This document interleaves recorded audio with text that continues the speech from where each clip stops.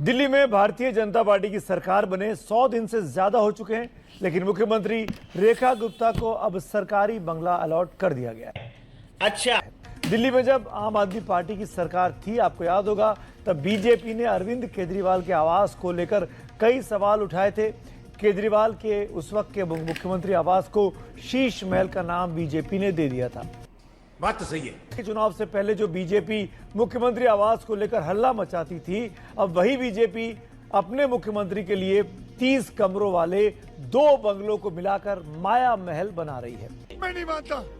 CM Rekha Gupta ji अब माया महल में रहेंगी। रेखा गुप्ता जी ने राजनिवास मार्ग पर अपने लिए 30 कमरों के 2 बंगले अलॉट करवाए हैं। कुछ समझे दया? नहीं। नमस्कार, मैं हूं जगत सिंह अवाना और आप देख रहे हैं सरिता टाइम्स। दोस्तों, प्रधानमंत्री स्वदेश लौट आए हैं और आज से वो अपने चुनावी दौरों की शुरुआत करेंगे। आज वो बिहार में एक रैली को संबोधित करने जा रहे हैं।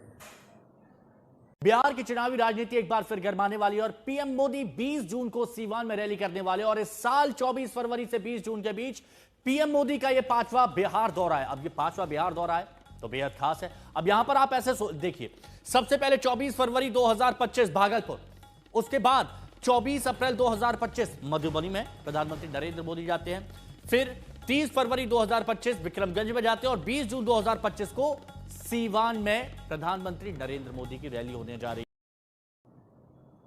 प्रधानमंत्री जहां बिहार में कई तरह की घोषणाएं करेंगे, सरकारी घोषणाएं जो अक्सर कागजों में रह जाती है, उसके अलावा प्रधानमंत्री चुनाव की आज से बिहार में शुरुआत भी कर देंगे। हालांकि वो पहले भी 4 बार कर चुके हैं, परंतु जो अब दोबारा से शुरुआत जो करेंगे वो लगातार चुनाव अब बिहार में अपना पड़ाव डालेंगे। इन्हीं सब खबरों के बीच बिहार से खबर आ रही है कि परमल की खेती करने वाले एक किसान ने अपनी फसल को उजाड़ दिया।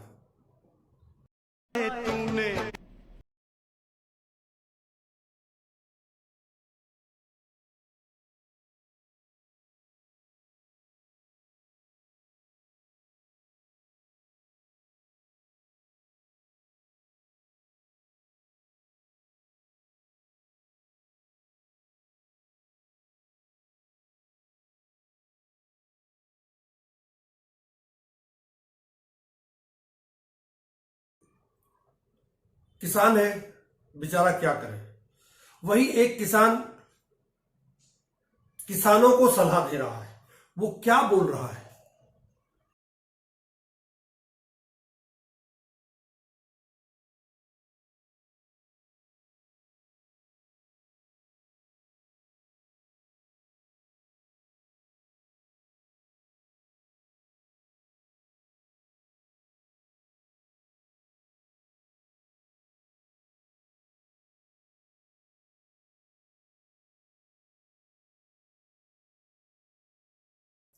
इसका सीधा कहना है कि जब हम 1 किलो, हमें कितने पैसे मिलते हैं 1 किलो अनाज के, और उसी अनाज को जब दलिया बना दिया जाता है और 900 ग्राम होता है और उसकी कीमत एकदम से इतनी ऊपर चली जाती है, उसको कहां से इतना पैसा मिलता है?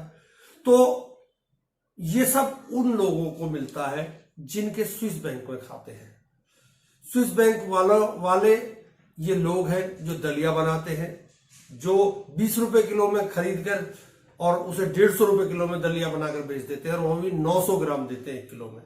ये उन लोगों का पैसा है। अभी स्विस बैंक की एक रिपोर्ट आई है। स्विस बैंक की रिपोर्ट का कहना है कि 2023 से 2024 के बीच में भारतीयों का जो पैसा स्विस बैंक में जमा था, उसमें 3 गुने की बढ़ोतरी हो गई है। जी बिजनेस की खबर के अनुसार स्विस बैंक में अब 2024 में जो पिछला पैसा था उसमें 3 गुना ज़्यादा पैसा भारतीयों का बढ़ गया है। अगर पूरी खबरों पर ध्यान दिया जाए तो 2024 में 3 गुना बढ़ा है। स्विस बैंक में भारत के 3.5 बिलियन स्विस बैंक या फ्रैंक यानी 37,600 करोड़ रुपए अब जमा है। हालांकि इस इजाफे में बड़ी लोकल ब्रांचों और वित्तीय संस्थानों के जरिए जमा हुए फंड्स में जबरदस्त उछाल आया है, जबकि भारतीयों ने सीधे खातों में जमा कर 11% बढ़ाया है, बढ़कर 346 स्विस फ्रैंक यानी 3675 करोड़ रुपए हुए हैं, जो कुल राशि का 10वां हिस्सा है। यह बढ़ोतरी 2023 की तुलना में अब भारतीयों की कंपनी द्वारा स्विस बैंकों में जमा 70% घटकर 104 बिलियन फ्रैंक हो गई है, जो 4 साल में सबसे कम है। क्या भारतीयों का यह काला धन है? यह 2021 के बाद का सबसे ऊंचा स्तर है, जबकि भारतीयों का स्विस बैंक में 14 साल के उच्चतम 3.83 बिलियन स्विस फ्रैंक पर पहुंच गया था। ये आंकड़े स्विस बैंक SNB को बैंकों द्वारा रिपोर्ट किए गए आधिकारिक आंकड़े और उस विवादित कथित काले धन की मात्रा को ध्यान में दर्शाकर कहा जाता है कि भारतीयों ने स्विट्जरलैंड में छुपाया है। साथ ही ये आंकड़े भारतीय खातों को भी उन नहीं गिनते जो भारतीय NRI या किसी अन्य देश में खाता खोल रखे हैं। किस रूप में जमा होता है स्विस बैंक में पैसा? SNB की 2023 की रिपोर्ट के अंत तक भारतीय ग्राहकों में से जुड़े स्विस बैंकों की कुल लेनदारी 3.54 मिलियन डॉलर थी। इसमें 346 मिलियन ग्राहकों में जमा 2022 के 310 मिलियन से बढ़कर 302 मिलियन अन्य बैंकों के जरिए 427 मिलियन के से ज़्यादा है। 41 मिलियन फिड्यूसर है या ट्रस्ट के जरिए है और 145 मिलियन अन्य रूप से जैसे बॉन्ड, सिक्योरिटीज और अन्य वित्तीय साधनों के रूप में, जो पहले 293 मिलियन था उसमें काफ़ी गिरावट आई है। 2006 में सबसे ज़्यादा पैसा स्विस बैंक में भारतीयों का जमा था। 2006 में यह आंकड़ा 2.6 बिलियन स्विस फ्रैंक के रिकॉर्ड में था। उसके बाद यह ज़्यादातर कई सालों तक गिरता रहा। इसमें जो बढ़ावट आई है वो 2011 से 2013, 2017, 2020, 2021, 2022, 2023 फिर बढ़ोतरी देखी गई। SNB का कहना है कि उनका टोटल लायबिलिटीज डेटा भारतीय ग्राहकों के साथ सभी प्रकार के फंड को कवर करता है, जिसमें व्यक्तियों को, बैंकों और कंपनियों की जमा राशि, इसमें स्विट्जरलैंड के भारतीय शाखाओं के आंकड़े भी शामिल हैं। यानी पिछले जो पहले पैसा जमा था उसमें 2024 के और 2023 के और 2024 के बीच जो पैसा भारतीयों का जमा हुआ है उसमें 3 गुने की बढ़ोतरी हो गई है। किसका पैसा है, कहाँ से आया, किसका है, इसका ब्यौरा नहीं है, परंतु काला धन तो है। आपको याद होगा प्रधानमंत्री का एक नारा 15 लाख वाला, याद है? आज एक बार फिर आप याद कर लीजिए। चोरी किया हुआ पैसा वापस आना चाहिए कि नहीं आना चाहिए? ये काला धन वापस आना चाहिए। ये चोर लुटेरों से एक एक रुपया वापस लेना चाहिए। इस रुपयों पर जनता का अधिकार है कि नहीं है? ये रुपया जनता के काम आना चाहिए। अरे एक बार ये जो चोर लुटेरों के पैसे विदेशी बैंकों में जमा है ना, उतने भी हम रुपये ले आए ना, तो भी हिंदुस्तान के एक एक गरीब आदमी को मुफ्त में 15-20 लाख रुपए यूं ही मिल जाएगा।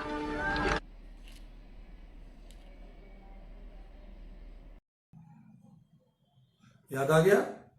अब इस हिसाब से तो आपके अब 15-15 के बजाय 15 को 3 गुना कर दीजिए, यानी 45 लाख रुपए अब आप लोगों के खाते में आने वाले हैं। बहुत खुशी की बात है। मैं सभी भारतीयों को इसके लिए बधाई देता हूं, परंतु साथ के साथ ये भी बधाई देता हूं कि किस तरह से प्रधानमंत्री झूठ बोल गए थे उस समय और देश की जनता को गुमराह किया था। आज उसी तरह का कुछ ऐलान बिहार में भी होगा। इस पर तंज कसा है तेजस्वी ने। कूद कूद के प्रधानमंत्री आई है, अभी लिट्टी खाई है। अब बोली है कि लिट्टी हम डेली खाते हैं, बिहार का मेरा रिश्ता है। हम बोले कि लिट्टी आई है तो लालू जी उनके सत्तू सान के खिला दिए।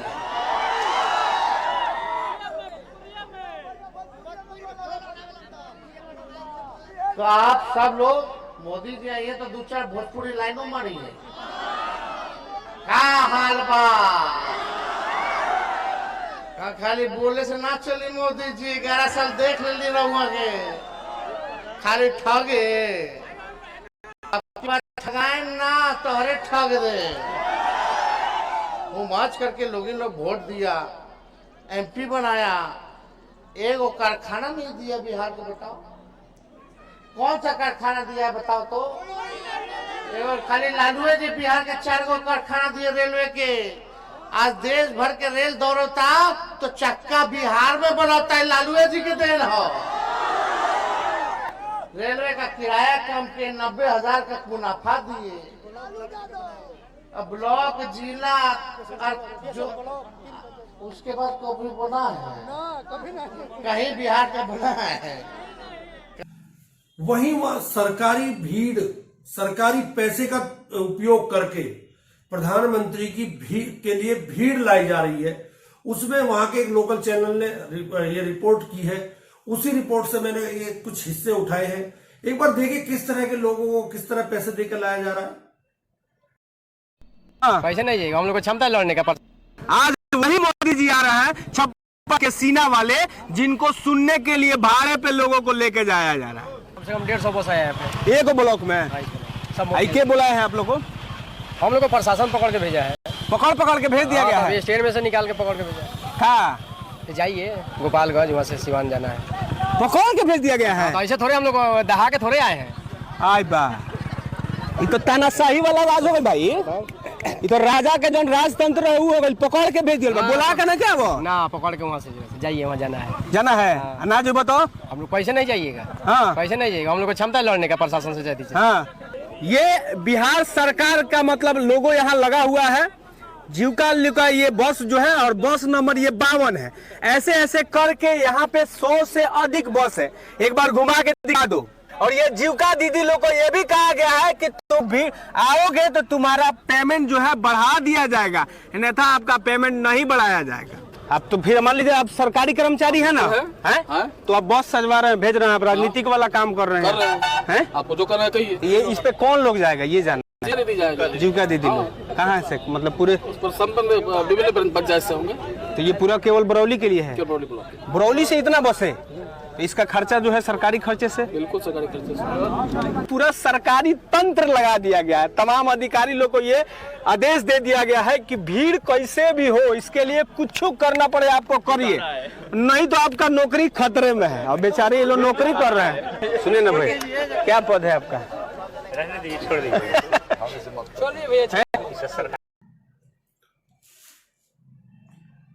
ये टैक्स पेयर का पैसा है जो प्रधानमंत्री खर्च करते हैं। टैक्स पेयर के पैसे से प्रधानमंत्री विदेश यात्रा करते हैं। टैक्स पेयर के पैसे से प्रधानमंत्री कपड़े पहनते हैं। टैक्स पेयर के पैसे से प्रधानमंत्री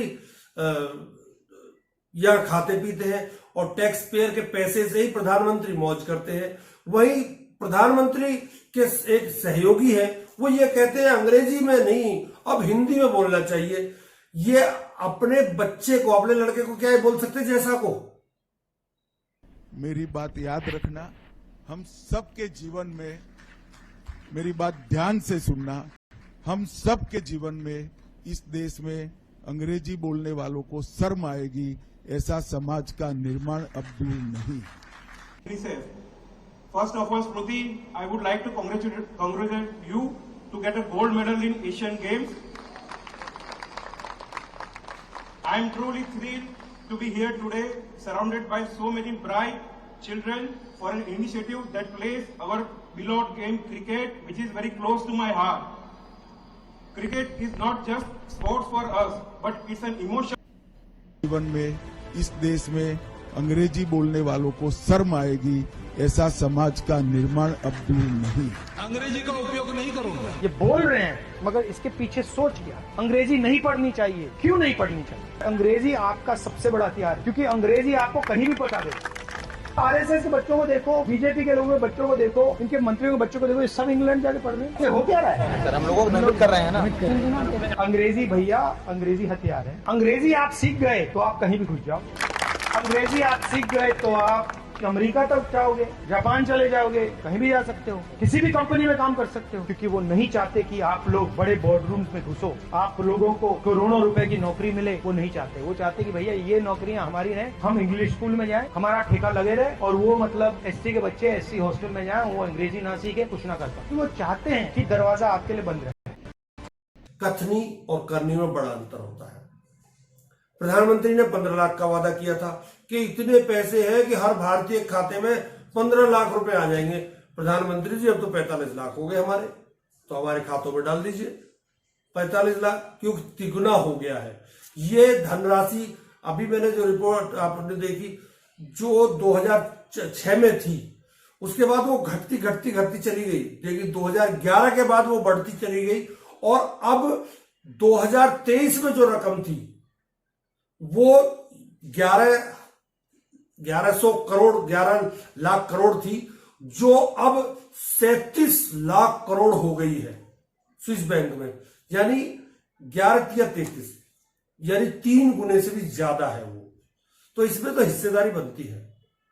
आपने भी लोग भी क्लेम करिए प्रधानमंत्री से कि प्रधानमंत्री जी आपने कहा था कि हम पैसे देंगे, जो स्विस बैंक में पैसा है काला धन है, उस काले धन पे तो आपका भी अधिकार है। वहीं राहुल गांधी ने एक बार फिर से एक वीडियो शेयर कर दिया है अडानी के एयरपोर्ट का, और उसका कहना है कि भारत के लोगों का पैसा जो था, जो एयरपोर्ट भारत के टैक्स पेयर के पैसे से बनाए गए थे, उनको अडानी को दे दिया गया है।